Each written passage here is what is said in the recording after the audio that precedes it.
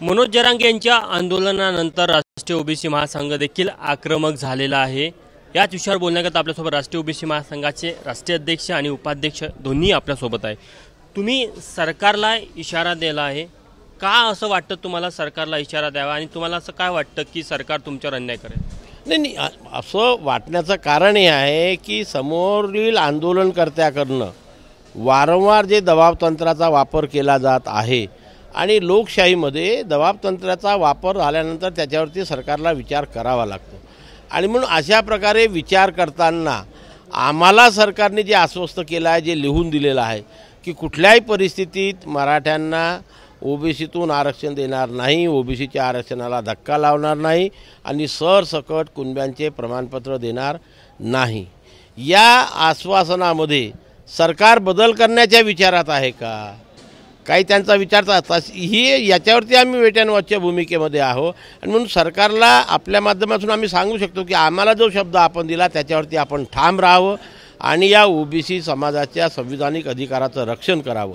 ज्या दिवशी आमचं रक्षण होऊन नाही राहिलं हे आमच्या लक्षात येईल त्या दिवशी या राज्यातील 400 जातीचा समूह असलेला 60% ओबीसी समाज लाखोच्या संख्येने मुंबईकडे कूच करेल आणि संपूर्ण मुंबईला घेराव घालून आपल्या संविधानिक अधिकाराचं रक्षण करण्याकरता सक्षम आहे।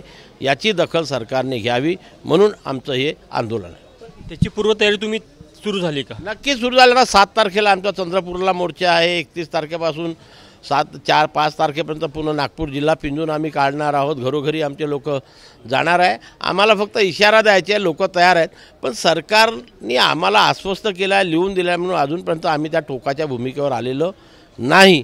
पण ज्या दिवशी आमच्या संविधानिक अधिकाराला कुठेतरी धक्का बसतो आहे, धोका आहे हे लक्षात येईल त्या दिवशी आम्ही आमची तारीख डिक्लेअर करून आंदोलन सुरू करू। तुम्ही मुंबईला कूच करणार आहे, त्याची पूर्वतयारी म्हणून मेळावे सुरू आहे।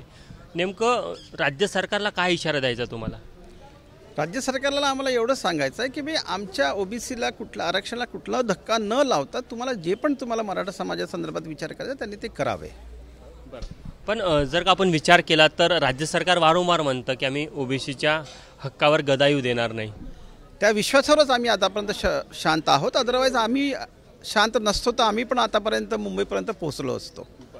तर तुम्हाला आता नेमकी काय, म्हणजे तुम्हाला तर विश्वास आहे पण तुम्ही सरकारला इशारा पण एकीकडे देत आहे की बिलकुल की आम्हाला जे आश्वास त्याच्यावरती आपण ठाम राहावं, आपल्या पाठीशी आम्ही राहावं, आमच्या संविधानिक अधिकाराचं रक्षण करावं।